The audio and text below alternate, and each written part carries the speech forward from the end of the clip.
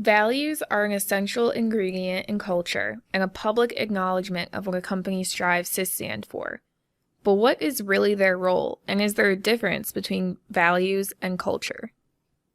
This podcast is brought to you by Archimed, fast and focused design and manufacturing. I'm Greg Maurer, founder and owner of Archimed.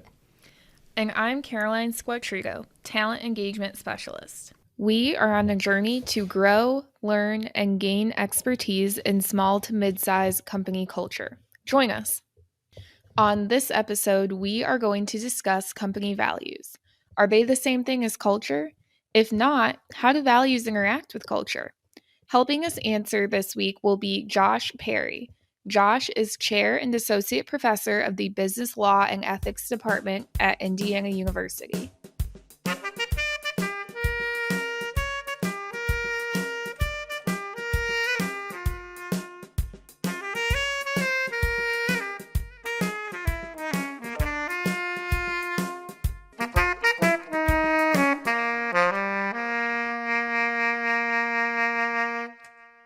So Caroline, what's the question of the day? Today, Greg, we are going to answer the question of whether values are the same thing as culture. For example, we might describe Archimed as having a culture heavily influenced by accountability and respect. That's a true statement, but are we just listing our values, or are we really talking about culture? That's what we need to find out. All right, let's do it. I think I have the short answer to that question. Are values the same thing as culture? I'd say no. They're not synonymous. They're different concepts, but related. Values are ideals, something you want to live up to, where culture is what happens in practice, which ought to be influenced a lot by your values. So I think they're related, and I think they should be heavily influenced by each other. And perhaps the values provide the structure and the strategy that then shows up in culture, which is the practical manifestation of all that. Yeah, I think you're on to something, Greg. So let's start, what are values really? Like, what are these considered in the business world? Everybody has a set of values on the wall. Depending on what kind of culture you have, either they stay on the wall or they are used in practice. So the values it's a statement, behavioral statement about aspects of culture. So let's take our values, for example. Accountability is a value. You take accountability for your actions, for your personal safety. Now, the culture is one that demands accountability and that highlights safety. We talk about safety at all of our all associates meetings. We report on safety. So practically speaking, that's how that shows up. Our Archimed values tell us how to behave. When you think about that, what strikes you, Caroline?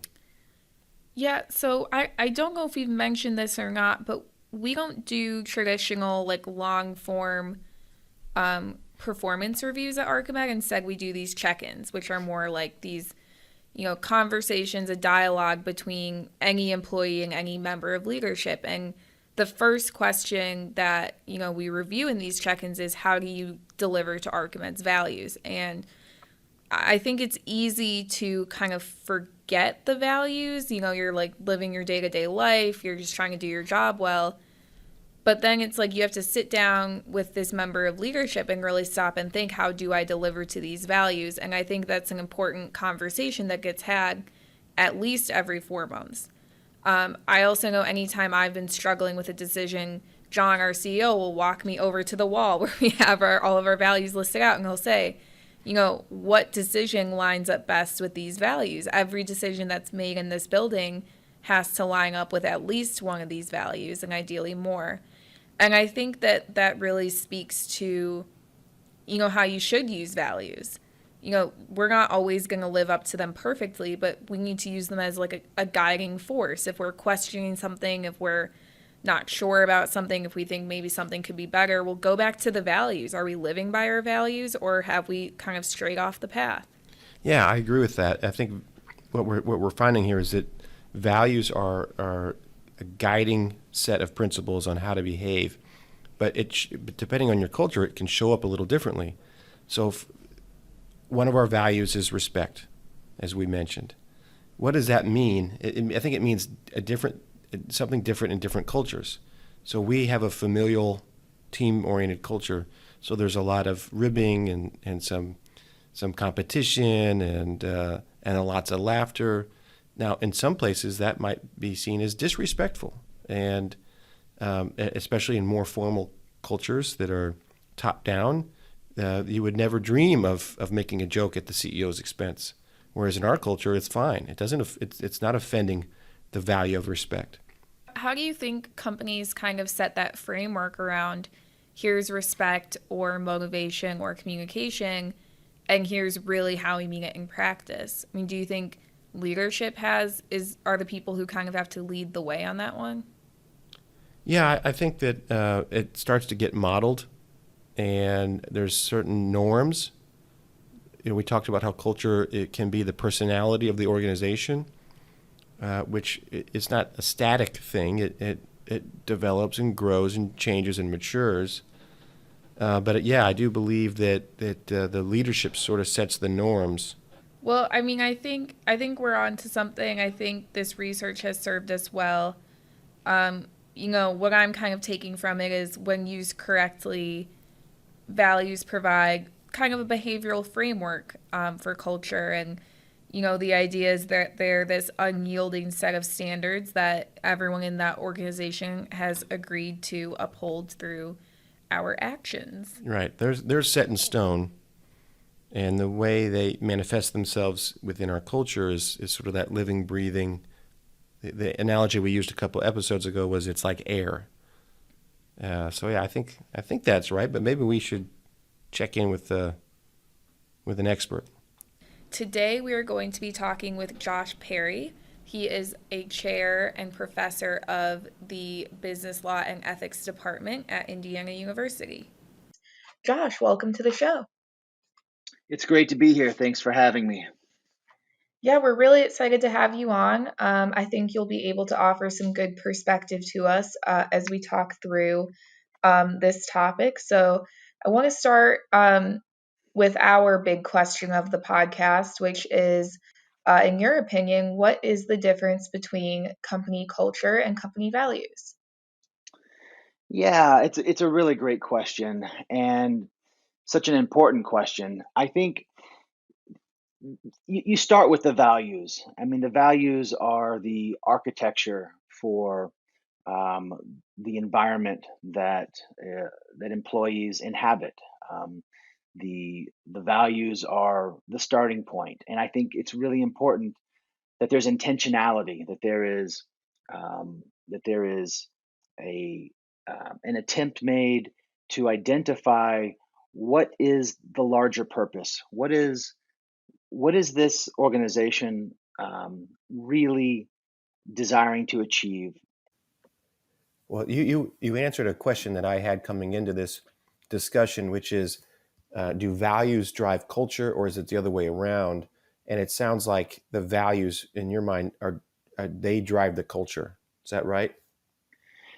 I think we have leadership, we have employees, we have human beings that are showing up, and I think if we want to be more intentional about where this organization is going, how this organization is going to accomplish its goals, um, then I think the starting point has to be a more thoughtful, a more of an awareness of what is important, what is going to be prioritized, and making that explicit. And again, I think that's where the real work has to be done, and it's not easy work, but the work of identifying what is ultimately important to this organization, and then being clear about that is, I think that really is the first step, in my view. I, I think then it has to be the values first, because one thing that we have is an explicit description of our values. It's on our wall. We talk about it a lot, and I think it's near impossible to be explicit and concrete as it relates to culture. That's sort of the one of the difficult things we've run into. So I think that's the starting point. So a lot of organizations, they're going to have values, they're going to have a mission statement, a purpose statement. It's going to try to capture what's really important, what's going to animate the culture. And so this gets posted on a website. It gets posted in the break room on a laminated poster. I mean, that's the starting point, that there is something that has been articulated. But that's just the starting point. And I think this is where so many organizations drop the ball, and they're frustrated, and employees are frustrated. Employees are confused. Leadership doesn't always know how to best sort of create the results that they're looking to create, because there's not the sort of connecting of the dots.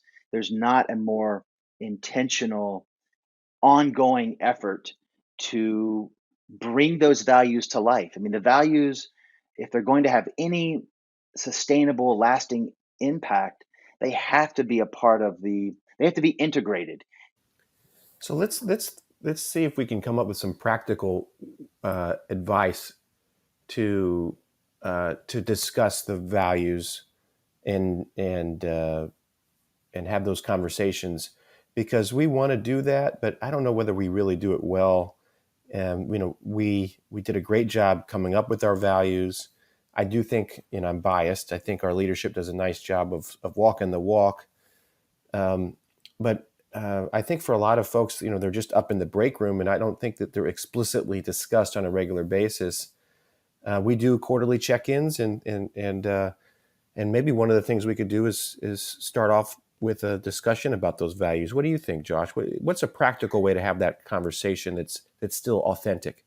In my work, this is where the ethics gets both challenging but also exciting, because so often what I find is that employees want to do the right thing.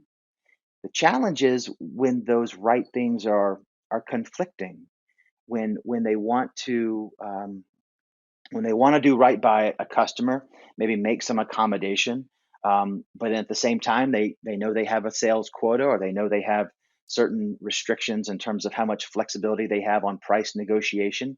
And so these moments where employees, they want to do the right thing, they want to do the ethical thing, um, but they're just not sure how to navigate that. And so asking for those examples, putting a call out to employees to say, at the next quarterly meeting, we're going to open with a real life scenario that's been brought to our attention. You can take the names away and protect privacy, or whatever needs to happen. But using those as teachable moments that are very concrete and they're specific, it does so many things. First of all, it reminds employees that leadership values this. That leadership wants folks to not check out. They want individuals, in fact, to be paying attention.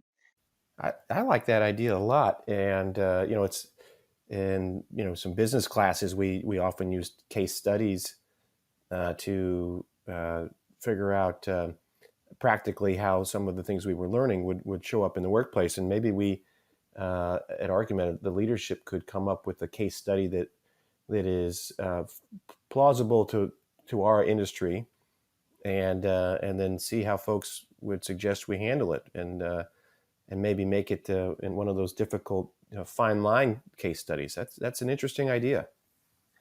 In my experience, employees, they're so appreciative, they're so grateful that there is time being spent to help them connect the dots on how to do their job the right way. That most employees really do feel better about showing up to work when they know that the management and the leadership prioritizes and values doing things the right way. And so I think, yeah, it could really be an exciting conversation, I think, for an organization to tackle. Maybe a little bit intimidating, maybe a little bit overwhelming at first, but I think your suggestion of maybe crafting the case study a little bit might be a place to start. But I would really suggest that over time, the the employees be there be an emphasis on employees bringing to the table real life situations and scenarios that they're struggling with.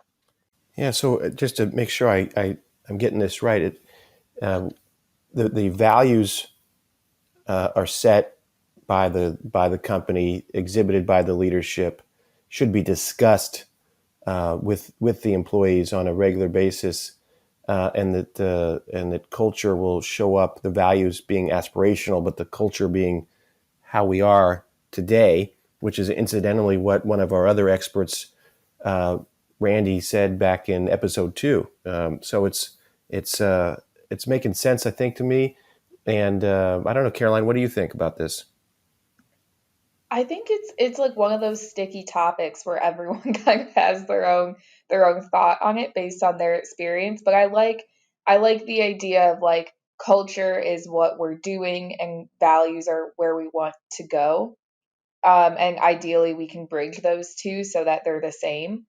Um, I wonder, since you have a background in ethics, it sounds like, a lot of the picking good values, for lack of a better word, really depends on the company and how the company wants to live. Are Do you feel like there are values that are unethical inherently? I know we've talked a lot about like competition in past episodes and having a competitive culture, and I think we've kind of landed on some competition is good. It's not an inherently bad thing, but you can get to a point where it's contentious. But I wonder if you think that, if you have a value along those lines, is that inherently unethical or would it lead to unethical behavior? I mean, there's this great example from, I believe it was the 1980s, either the 80s or the 90s, where you had these Sears auto centers where the management instituted all of these incentives, and it was sort of a carrot and a stick. They told their mechanics that were operating in these service centers, auto service centers, we want to see more brake jobs, we want to see more spark plugs replaced, more filters that get changed out, and if you do it, then there are going to be all sorts of bonuses. And if you don't do it, then we're going to take away shifts and we're going to limit your earning potential. And so, the incentives were cutting both ways. And lo and behold, it didn't take too long for there to be a real uptick in the number of spark plugs that need to be replaced and the number of filters that turned out that were too dirty to continue. And this ultimately led to some massive litigation with allegations of fraud, and it wasn't that these mechanics all of a sudden overnight became thieves or became fraudulent or became unethical, but rather it was this incentive structure that really played on legitimate fears that these mechanics, might not um, get a number of shifts they needed, to pay their own bills. They would lose income, or on the other side, they sort of fed this greed or fed this desire to maximize the amount of money on the table. So one way or the other. It turned into a legal issue ultimately. It turned into a real credibility issue for a long time.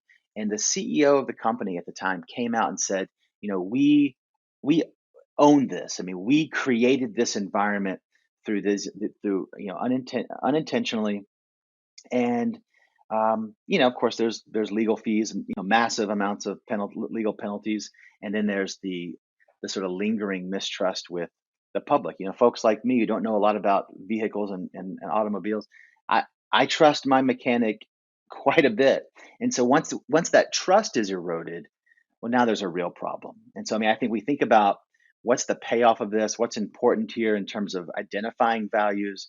Where I always come down on this is, do the values that you have selected, do they align with the enhancement of trust? So, Kellen, to your point, what values are most important, or what values might we want to stay away from or be careful with? Anything that's going to potentially erode trust, I think we need to be very, very concerned about, very, very careful with. Well, yeah, thank you for your response on that. I think this can be a topic that's really confusing, and I feel like you've really cleared a lot up for me and I think Greg as well. So we really appreciate your time and just thank you for coming on and sharing your wisdom with us. It's my pleasure. Thanks for including me, and Wish you the best. Well, after speaking with Professor Perry, I think we're on the right track. I think we're starting to understand how culture and values relate, and both are pretty important. Caroline, what do you think we learned today? Well, I think, we've answered this question throughout the podcast that, culture and values are not the same, but they are very heavily related. Values represent the behavioral aspects of culture, and they guide how we put our culture into action. And as we set our values up, we don't want this to be something that will conflict with our culture. We want them to be working hand in hand, so that they're as efficient as possible. Yeah, I think the two can't conflict, like you said, and it's up to the leadership to make sure that when they walk the walk, that we embody the values, and that I know in our organization there'll be plenty of folks lining up to hold us accountable to that, which I appreciate. If you enjoyed this podcast, please remember to like, subscribe, and share. You can find more information about us and all of our episodes on our website, archimed.com. You'll find us under the What's New tab. On the next episode, we will discuss trust. What is its role in company culture, and does it really make a difference? What about when trust is broken? We'll be joined by Tim Fort. Tim is a professor of business law and ethics at Indiana University. See you then.